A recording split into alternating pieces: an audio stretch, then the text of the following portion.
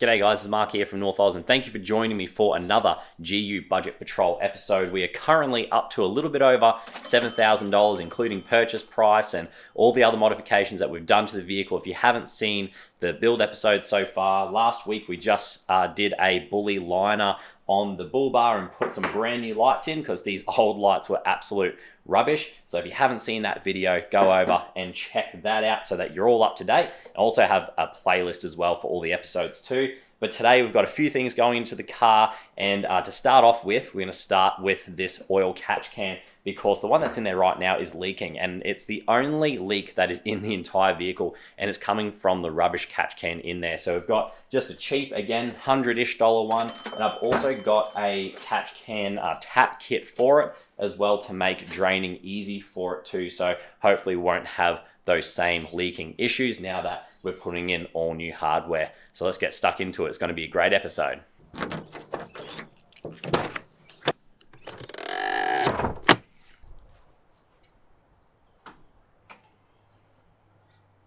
So this here is the problem oil catch can. You can see that there's oil all down the bottom of it too, and it's all over my finger too because that's just that little tap that doesn't work down the bottom there, and it's got that hose that's going to kick out here, and it it's just pretty much just been leaking constantly from there, and you can kind of see the evidence of that both down there and also underneath the vehicle too, where you can see there's a whole bunch of oil there, and that's not from any other leak apart from this one here. So the vehicle is actually in a lot better shape than I thought it was, and really the only problem that we have with this thing running is, besides the check engine light, which I will get fixed, I believe that's a small sensor that needs to be changed out, but it's pretty much just this here. So once I get that fixed up, should be all good. But that's the before, so you can see it's in pretty rough shape, and obviously it's not really working very well. So let's get this out and we'll put the new one in and we'll kind of compare the two, and hopefully it does a much better job than this old one.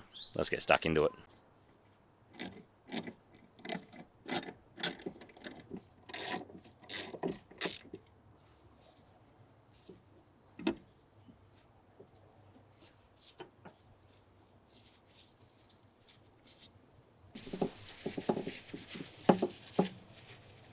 Time to have a look at our brand new unit. So that's all that you get in that kit there. So we've got all of our mounting hardware for it here too, and then we've got just the actual unit itself here. Now I opted for the optional, you have to buy it separately. It's basically a tap kit, so it allows you to plumb a small pipe out from the bottom of here, and then you can drain the oil very quickly, as opposed to how it is set up from the factory. If you didn't buy one of these, you would have to take it off its little mount here. So take those two bolts off there, and then you would have to basically remove the unit, unplug everything, and tip it out.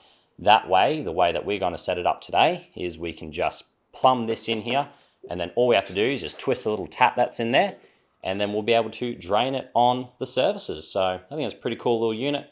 Only $100, looks pretty well made.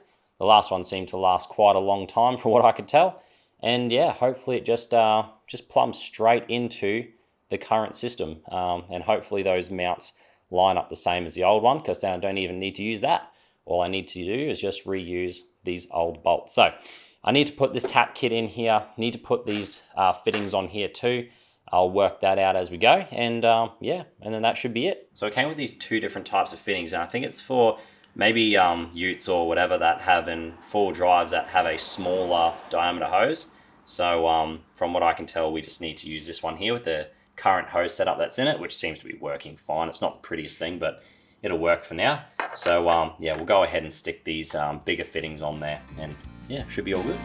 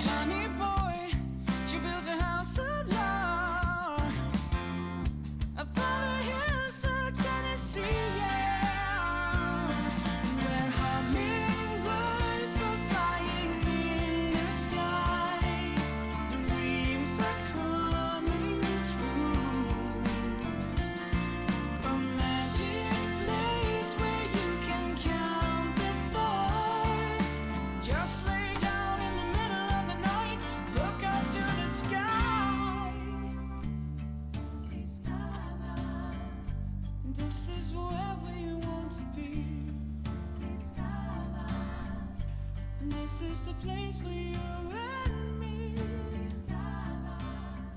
this is what the catch can looks like now that I've installed it, and I've got our little drain tap here. Check that it is in the off position, of course.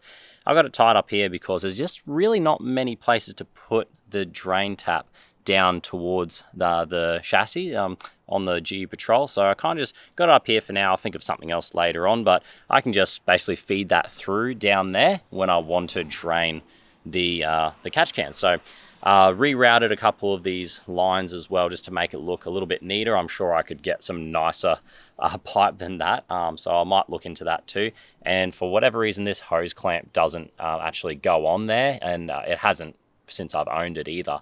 So I'll see if I can get maybe a slightly bigger diameter one just to make sure that that clamp kind of actually does something instead of just looking there. Now, I did show you just a quick clip, I'll put that over the screen if I haven't already, of the wires that were all frayed here. That's going towards the alternator, but I don't think it actually goes towards or goes into the alternator. So that's kind of how it looks. I wrapped them up and they were just exposed. So wrapped them up, put some nice conduit around it as well just to protect them. And yeah, so one other thing that I found, and just as I was tinkering in the engine bay, wiggling a few things around as you do, that this negative terminal was quite loose. Now, it just makes me wonder, and like to the point where if I wiggled it with my finger, it was actually moving around. So I'm not sure if that's causing the problems with the check engine light, sometimes coming on, sometimes going off, and then the slightly rough idle going up and down sometimes. So I'm going to test that out and see if maybe that was the issue. But apart from that, the engine bay is pretty much done, I guess. There's not really too much else to do apart from trying to get that check engine light sorted, which I believe is a crank angle sensor, which I don't know how to do.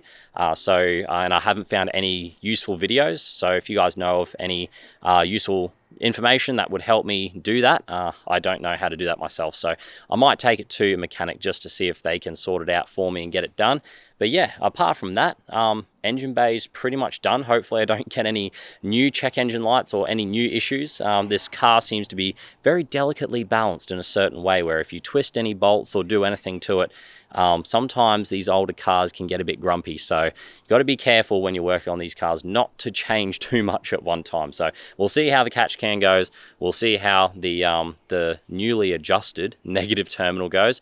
Drive it around for a bit, and then yeah, we've got some more modifications to do. So let's get into the next mod. Let's do it.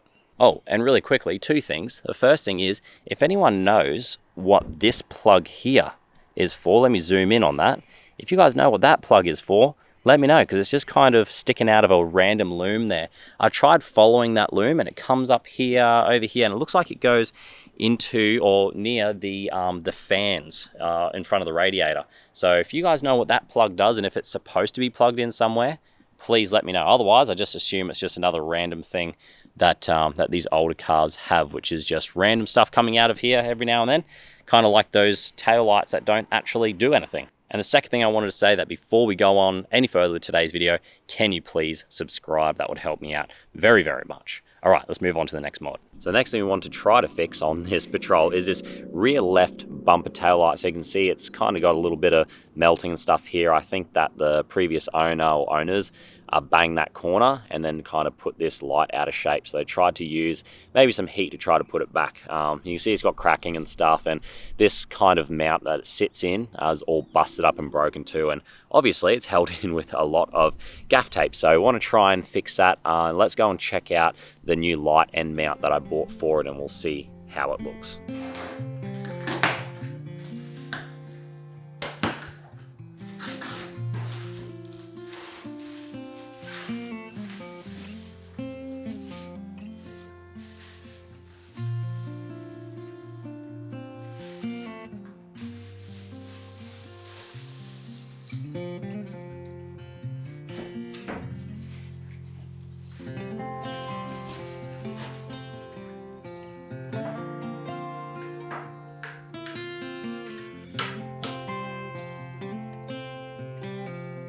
So this is the new light and assembly, and as you can see, it looks very nice, very shiny, almost too good to go on the Patrol, but it will look good when it's done.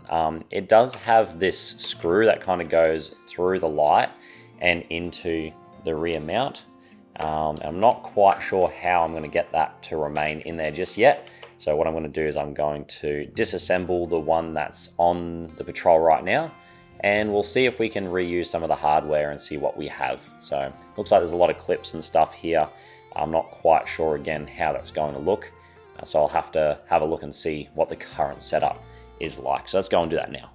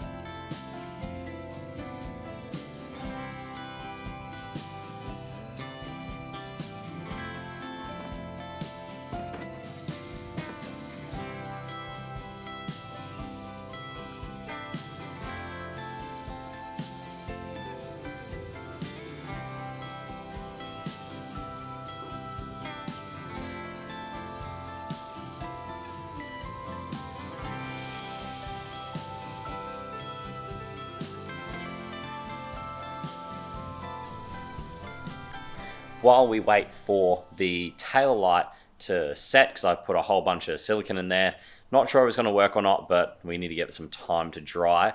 My neighbour from a couple of doors down, he was very kind. He's got an absolute mint Series 4 white GU Patrol, and he has donated me, which is very kind of him, he has donated me some genuine roof racks, which I have not been able to find anywhere. I tried looking on Google, I tried looking eBay, everywhere, and I cannot find these roof racks. I can't find them anywhere, so they must be quite rare, and they are in absolute mint condition. You can see genuine Nissan, and they can hold 100 kilos for a set. I assume that a set is 2, so that's pretty good for 2.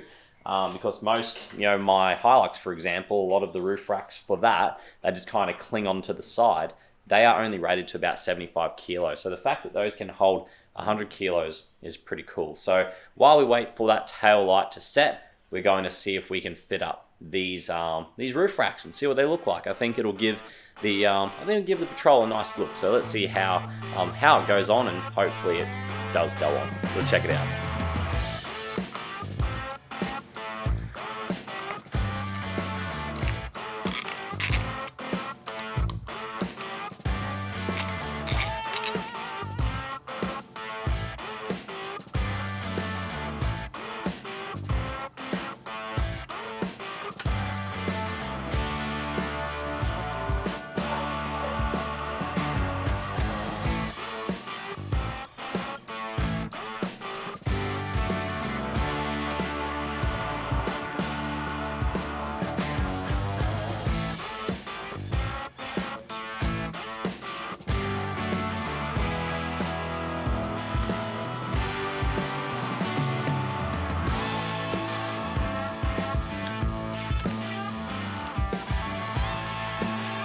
So I've just finished installing the roof racks. They're pretty simple. I think they're called a T27 little bit that is needed. It's kind of like a weird little, I'm not sure if you guys can see that, but it's like a weird little bar that sticks out, and you need to have the correct bit. I think it's called T27. I haven't used one of those before. Luckily, I had that in my toolkit, and it's basically just a sandwich plate design. So just kind of pinches around that little weird lip that kind of goes around the vehicle. I was a bit careful. I didn't really want to pinch it too hard because I'll kind of see how it goes. I don't want to chip the paint or do anything more to it. That's already been done to the vehicle. So happy with the roof rack placement. I would have liked them to have been spread out a little bit further. You would have seen when I first started putting the roof racks out that they were a bit further apart, mostly for the look I was hoping for. But then once I got my swag out, because that's really all I need to carry on the roof, because there's never enough room for that in the car.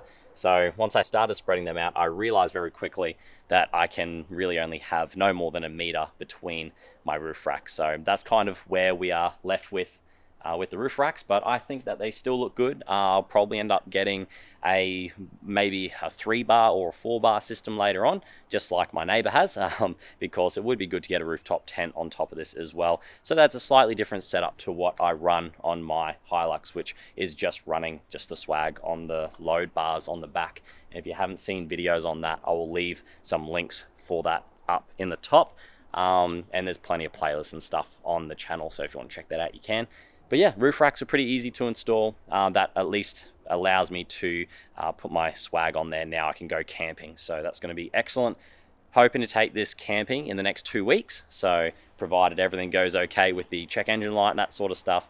But so far it hasn't prevented it from doing its daily duties, which I have been using this as a daily just to try to be a bit more familiar with it and see what some of the strengths and weaknesses are of it.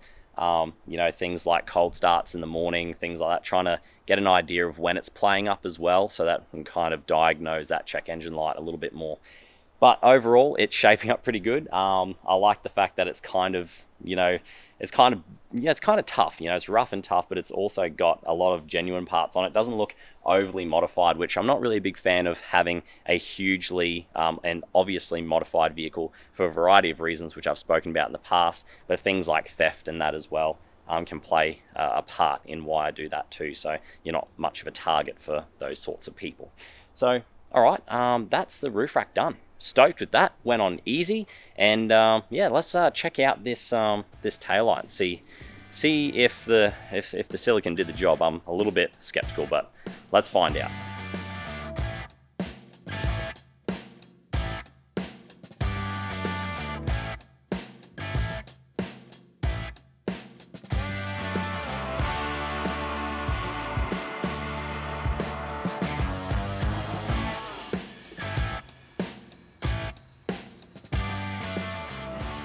So this is how the rear tail light came out, and you know, it wasn't my first option to silicone it in, but I figure that, you know, I don't really need to get this light out unless I'm changing the bulbs, which I can just do by reaching under anyway.